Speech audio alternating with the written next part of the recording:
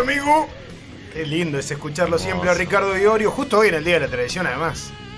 El chabón te decía, ¿por qué en la radio no ponen a Larralde un poco? Sí, es verdad. Bueno, nosotros lo ponemos a él y en un rato, Molle Trío, en vivo, en el Día de la Televisión. Va a estar Cami Pino, que la rompe cantando con sus músicos, así que vamos a estar escuchando un poco de folclore en la última parte de este Volver a Casa para cerrar el viernes con folclore, con algo bien nuestro. Está Pablo Hueve para charlar de política internacional en este viernes y es un gusto saludarlo, profesor. ¿Cómo anda? ¿Todo bien, Matías?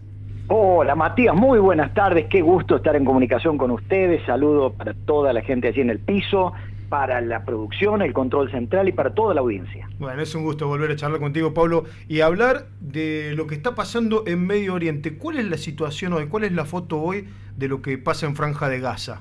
Bueno, hay que tener en cuenta que la información que se recibe es absolutamente tendenciosa, primero porque el gobierno de Israel ha establecido un severo cerco informativo, un bloqueo informativo, y de hecho hay en este momento sumarios e investigación de por qué periodistas de Reuters, ANSA, EFE y Associated Press entraron a la Franja de Gaza y documentaron con fotos las cosas que están pasando, los hospitales bombardeados, la gente siendo atendida en las calles, heridos, niños muertos, etcétera. Por lo tanto, hecha esa advertencia y tratando de ser lo más serio posible, leyendo 5 fuentes distintas, pero son fuentes occidentales todas, la información que podemos tener es, primero, Israel no está teniendo un paseo. Segundo, hay muchos soldados israelíes muertos, muchos, estoy hablando de aproximadamente ya en este momento más de 50 soldados israelíes, con la máxima tecnología, con drones que tienen una tecnología que permite buscar túneles y atacar los túneles sin que se metan los soldados israelíes. Acá el tema es que nos plantea una cuestión de ética política y de ética militar. El terrorismo no tiene un uniforme. Combatir al terrorismo, si el terrorismo toma como rehén a la población civil y entonces tiran misiles desde un hospital o tiran misiles desde una escuela, sabiendo que luego el gobierno israelí va a bombardear esa escuela y ese hospital porque desde allí estaban las lanzaderas para tirar los misiles, ¿cuál es la lógica? Si yo de cada 10 civiles que mato hay un terrorista, ¿eso es válido? ¿Eso es ético? ¿Cuántos miles de personas entonces tengo que matar para que luego alguien pueda decir que efectivamente el movimiento Hamás tuvo un daño considerable en su estructura militar? Sí les digo que de acuerdo a la información objetiva de Israel, estoy hablando de Haaretz, de Yediot Aharonot, que son los principales medios de Israel con los que uno puede informarse, también Aurora Israel, que es un periódico en castellano. Lo que ellos están diciendo es que han desarticulado gran parte de la estructura militar. Ahora, ellos dan siempre 2 o 3 nombres de las autoridades militares de Hamás que habrían sido, como ellos dicen, neutralizados. Hermosa palabra para decir que lo mataron. No hay información respecto de cuántos civiles muertos en Gaza. Aproximadamente la información que desde también medios occidentales, estoy hablando de Reuters concretamente, o de Deutsche Presseagentur, DPA, estaríamos hablando de no menos de 20.000 muertos en una población de 2.100.000 personas. Y les voy a decir a ustedes que voy a repetir una serie de columnas que me parecen excelentes del diario catalán La Vanguardia, en donde en una de ellas decía que acá nadie va a salir ganando. No van a derrotar a Hamás, no lo van a derrotar por una cuestión muy simple. Primero, porque no saben dónde está, porque no saben cuántos son, porque no saben quiénes son.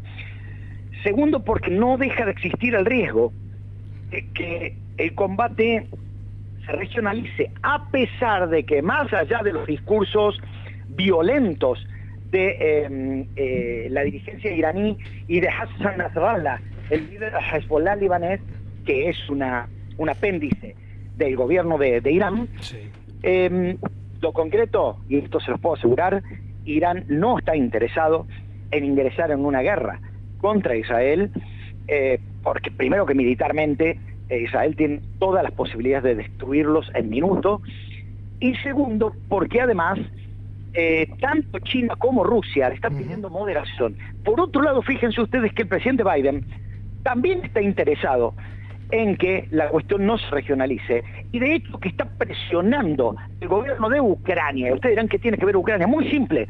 Lo que le está diciendo Ucrania es, bueno, hermano, pará un poquito, acércate a Rusia, sentate a hablar con ellos, porque a mí no me interesa que Rusia pase a ser parte del problema en el Oriente Medio. Ya Rusia nos está pegando una paliza en el Sahel, en el corazón del África, apoyando los golpes de Estado, por lo que la Unión Europea virtualmente ha dejado de tener presencia política y económica en África, donde Rusia ha apoyado las palizas a los franceses. Hay golpes de Estado que han echado políticamente a la Unión Europea y económicamente está avanzando China. De esa manera, entonces, en este tremendo juego de ajedrez, hoy Biden está haciendo esfuerzos, primero para que no perder a Rusia, digamos, para que se pase definitivamente al bando de los palestinos, porque hoy por hoy Rusia sigue siendo creíble para el Estado de Israel. Pero además hay otra cuestión, que Estados Unidos sabe que a pesar de todas sus maniobras para procurar acercarse a los gobiernos de la Liga Árabe, toda esta situación y la reacción de Israel, no nos olvidemos de que hay un gobierno israelí en retirada. Claro. Netanyahu, cuando esto se aplaque, va a caer. Es un mal primer ministro, es un primer ministro que dividió a la sociedad israelí, y es un primer ministro al cual todos en Israel lo cuestionan, porque dicen, usted dividió a tal extremo la sociedad israelí, usted utilizó a los militares y al Mossad, no para defender a Israel, sino para defender a su gobierno de la oposición, y por lo tanto él no se la va a llevar de arriba. Bien. En este contexto, entonces, con esta situación tan delicada de Israel, no hay que perder de vista de que el Líbano no tiene gobierno, y que en el Líbano el único, entre comillas, gobierno que podríamos decir es el virtual ejército, que es Hezbollah, porque el ejército del Líbano no cobra, claro, prácticamente no tienen armas. El Líbano no tiene presidente hace un año, no tiene primer ministro tampoco, hay un gobierno en funciones, están en quiebra económicamente, y entonces la Hezbollah, una milicia chií muy bien armada y disciplinada, muy superior a Hamas. El viernes pasado tuvimos la posibilidad de escuchar a Hassan Nasrallah, el líder, que también hizo una serie de advertencias a Israel, pero que sacando la hojarasca, lo que dice es, no vamos a entrar a menos que nos ataquen o a menos que invadan el Líbano. Israel no va a invadir el Líbano, al menos no por ahora. Es preocupante la situación en Siria, donde... Claro. Sí, Pablo. Sí, no, te iba a preguntar si hay alguna posibilidad de tregua. ¿Qatar estaba negociando algo de eso o no? Bueno, el problema es que Qatar, te agradezco mucho la pregunta, el problema es que Qatar también forma parte del problema. Acá hay una interna dentro de la Liga Árabe. Claro. Qatar es aliado de Irán. Qatar no tiene buenas relaciones con el resto de la Liga Árabe. Es cierto que es creíble para Hamas, sí, porque gran parte del dinero y de las armas de Irán le llegan a través de Qatar. Y hay un cambio en el discurso de Hamas, y yo agradezco mucho la pregunta. Hamas en un primer momento dijo, liberen a 6.000 presos palestinos si quieren que nosotros liberemos a los rehenes. Sí. Después dijeron que hay 50 rehenes muertos producto de los bombardeos israelíes. Ahora dijeron, aparentemente luego de una gestión extra, aparentemente, digo porque estamos con información que viene más que filtrada, si ustedes nos dan una tregua de 3 días, nosotros entregamos los rehenes. La pregunta es qué es lo que está detrás de esto. Porque Israel lo que dice es, nosotros no vamos a dar ninguna tregua, estamos dispuestos a hacer un corredor humanitario siempre y cuando los países de Europa garanticen que nadie sale de la franja de Gaza o que nadie entra. La cuestión es, está el temor por parte de Israel de que en realidad esto sea una maniobra para infiltrar o para sacar personas que sean de la conducción de Hamas y que queden exonerados de cualquier respuesta israelí. El gobierno de Netanyahu sostiene, inclusive se lo dijeron en la cara a Blinken, el secretario de Estado de Estados Unidos, que no van a aceptar una tregua. Ojo, jamás dice lo mismo, pero sin embargo, que no van a aceptar un alto el fuego, pero que sí podría, dice jamás, aceptar una tregua y ahí entregar a los rehenes. En ese sentido, el gobierno argentino ha tenido una actitud firme. Llamativamente yo no sabía esto, nos enteramos luego de los hechos, de que sacó una solicitada en prácticamente todos los medios israelíes, a donde sostuvo que le exigió al movimiento Hamas que libere a los rehenes, especialmente a los 23 argentinos y argentinas que están cautivos. Razón por la cual entonces, a seguir conteniendo la respiración, no hay posibilidades en lo inmediato de que esto se detenga, y va a haber que ver, ojo con el silencio de China, y va a haber que ver también si Rusia hace algún movimiento en este contexto. Bien. Pablo, ¿cómo estás? Gaby te saluda, buenas tardes. Hola Gaby, qué gusto. Antes de hacerte una consulta sobre China y Brasil particularmente, voy a hacer algo que estamos haciendo creo que en las últimas 5 o 6 salidas que hemos tenido con Pablo, que es preguntarte... Pará, España. Sí, si finalmente Pedro Sánchez pudo formar gobierno o no, porque bueno, hace algunos días juró la princesa después de llegar a los 18 años, y ahora parece que en España se están centrando en una posible llegada del nuevo gobierno. ¿Eso es posible o no? Ya está. El día 15 aparentemente es la sesión de investidura. Ya tienen 179 votos asegurados. Hay un acuerdo muy amplio que ya es público, además, con Junts por Cataluña, que tiene 7 votos, junto con Esquerra Republicana.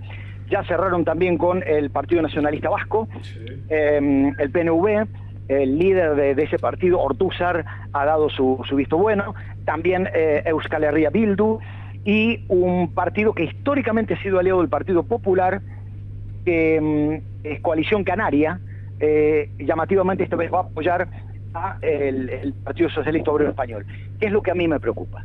Lo que a mí me preocupa es que no se olviden ustedes, con los gobiernos parlamentarios, la estabilidad de un gobierno. Por eso es importante, cuando escuchamos al socialismo decir, no solamente es un acuerdo de investidura, sino de legislatura, porque detrás de esto está, señores, dentro de 7 meses hay que votar los presupuestos. Y si ustedes no nos votan los presupuestos, el gobierno cae.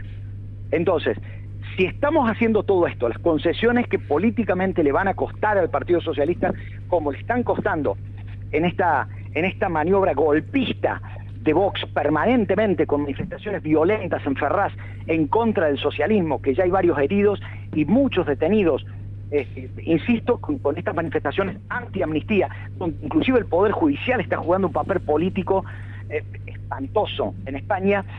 Digo, no vaya a ser que tamaño gasto político que está haciendo el socialismo, y también la izquierda, de Sumar, dentro de 7 meses, se caiga producto de que le voten en contra del presupuesto. Claro. Aparentemente el acuerdo implica mantener también la legislatura. El tema es que yo me permito una sombra de duda respecto de Junts por Cataluña. El señor Puigdemont no es confiable, y no es confiable su fuerza política. Sí, Esquerra Republicana, pero no Junts por Cataluña. Y en este contexto, con un Partido Popular muy derechizado, cercano a las posiciones de Vox, no va a haber diálogo posible y no va a haber entendimiento posible. Bien, gracias Pablo por esa actualización. Y ahora quería preguntarte por algo que tiene que ver más con nuestra coyuntura nacional, pero de estrecha relación con el ámbito internacional, porque tenemos un candidato a la presidencia que, además de gritar bastante y de ir con mucha violencia en su discurso, en los últimos días ha dicho que, en caso de ser electo presidente, no se reuniría con Lula da Silva porque es comunista, y también nombraste a China, y es un país que ya ha dicho en algunas otras ocasiones que rompería lazos con ese país. ¿Qué implica nuestra relación argentina con Brasil y con China, particularmente incluso desde la provincia de Córdoba, hacia el futuro? Sumemos otros, Vietnam. Vietnam, el representante del marxismo internacional en Argentina, Mauricio Macri, durante su gestión de gobierno, profundizó los vínculos argentinos con Vietnam, y hoy Vietnam es el 7º país en importancia en nuestras exportaciones. Bueno, para decirlo simple, Juan Carlos Puig, el que fue canciller de Cámpora y que era profesor de Derecho Internacional Público en la Universidad de Rosario, y es el autor de la teoría que yo sigo en relaciones internacionales, que se llama la autonomía heterodoxa. Él planteaba, primero, tenemos que reconocer que somos periferia. Ser periferia significa que no tenemos capacidad de decisión autonómica, sino que nuestra capacidad de decisión está limitada a lo que desde el exterior se nos permite. Esto no significa que tengamos que ponernos a llorar como tangueros, porque se me fue la percanta, porque se me piantó la viejita y todas esas cosas, sino tratar de ver de qué manera podemos tener autonomía de decisión. Y en ese sentido, él plantea, primero, desideologizar la política exterior, lo que significa que tenemos que priorizar nuestros intereses nacionales. No vamos a ser esclavos del Partido Comunista Chino si seguimos comerciando con China. No vamos a ser esclavos del Partido Comunista de Vietnam ni de el Partido de los Traballistas de Brasil. Pero lo llamativo es que gran parte de los votos de Milei vienen del corazón productivo primario de Argentina, de la Argentina agropecuaria profunda, donde el 35% de nuestras exportaciones van a través de Brasil a China y a Vietnam. Entonces, qué llamativo que es, y me tomo de una frase del profesor Sellaro, de nuestra Universidad Nacional, que el señor Milei quiera acercarnos económicamente a los Estados Unidos, lo ha dicho él, dice que su modelo es Estados Unidos e Israel, con quienes no llegamos al 7% de movimiento económico, mientras que pretende que el centro productivo de la Argentina quede paralizado al que vamos a ser víctimas de boicot si rompemos relaciones diplomáticas con China, con Vietnam y con Brasil, del 35% de nuestras exportaciones. Pero yo no entiendo si acá, dentro de las intenciones de voto, lo que hay es un profundo contenido antiperonista y que no importa quién gane, y que recién nos empezaremos a preocupar cuando empecemos a ver las decisiones políticas de un gobierno que hoy por hoy no tiene ministros, no sabemos cuál es su orientación económica. Lo único que dice es: no es negociable la dolarización. Lea la Constitución, mi hijo, lea la Constitución. Corresponde al Congreso establecer un banco con facultad de emitir moneda, que va a cambiar la Constitución por decreto.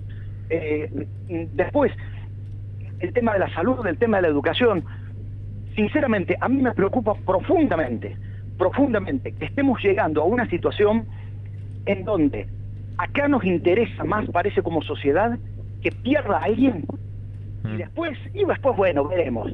Como dijo el señor Javier Preto, viceintendente electo de Córdoba, en una bochornosa entrevista con un periodista de Río Cuarto, que le puso al aire las frases de Milei de que va a romper relaciones con Brasil, con China, y él contestó, viceintendente electo, no es un militante universitario, dicho con mucho respeto: bueno, yo no conozco comercio internacional, pero en definitiva, si hoy los autos argentinos son los más caros del mundo y la gente tiene que andar en bicicleta porque los autos no se venden. Bueno, mi hijo trabaja, no voy a dar el nombre, de un concesionario, el más grande de Río Cuarto, y le puedo asegurar que tuvieron que nombrar a otra persona también por el récord de ventas que se están batiendo en los últimos días. Entonces, esta gente que no tiene información, pero que tampoco tiene formación. Sí, no están solamente en Córdoba capital, están en varios lados. No, lo sé. Lamentablemente digo que esto puede llegar a tener un golpe económico para la Argentina. No lo dijo este oscuro profesor, lo dijo el Financial Times, que probablemente Argentina tenga una salida desesperada si gana el señor Milei. Pero bueno, acá parece que los que decimos esto somos unos resentidos, estamos atados al pasado, qué sé yo cuánto. Miren, perdónenme, son 10 segundos más. Ayer, cuando me despedí de los estudiantes en el año académico, les pasé un video de el ex vicepresidente García Linera de Bolivia, y él decía que la nueva oleada en América Latina nos tiene que preparar para definir qué democracia queremos. Si una democracia revanchista, formal, una votocracia para pocos y privando de derechos a muchos, o una democracia que profundice ciertos rumbos y que mejore ciertas condiciones. No es una elección más. Es una elección donde se juega la inserción argentina en el mundo, donde se juegan los derechos humanos, y donde se juega, entre otras cosas, qué tipo de democracia queremos. Nada menos, a 40 años. Tal cual. Gracias, Pablo. Abrazo grande, que estés bien, buen fin de. Lo mismo para ustedes, y yo lamento, se ve que la AFA necesita que Boca tenga alguna cosa. ¿Cómo te quedó la ley de offside? Hoy un amigo me dijo: hay que eliminar el VAR y el offside. No, ya quiere eliminar todo. Lo que pasa es que a mí me parece que Billy Boy utiliza el VAR pero con B larga, y a la hora de mirar los videos, bueno, están con toda la partusa encima porque realmente se les escapan elefantes y persiguen hormigas, pero paciencia. bueno, le han sacado alguna foto en la tribuna de Boca también a Villegoy. Pero bueno, no me quiero meter en esa. Abrazo grande. Abrazo, Pablo. Chao. Pablo Hueve, profesor hablando de política internacional con Volver a Casa. Y como siempre, su cierre está enojado, ligado al fútbol. La verdad que San Lorenzo le ganaba 2-1 sobre el final a Boca y le ganaron un gol sobre la línea. Fue ahí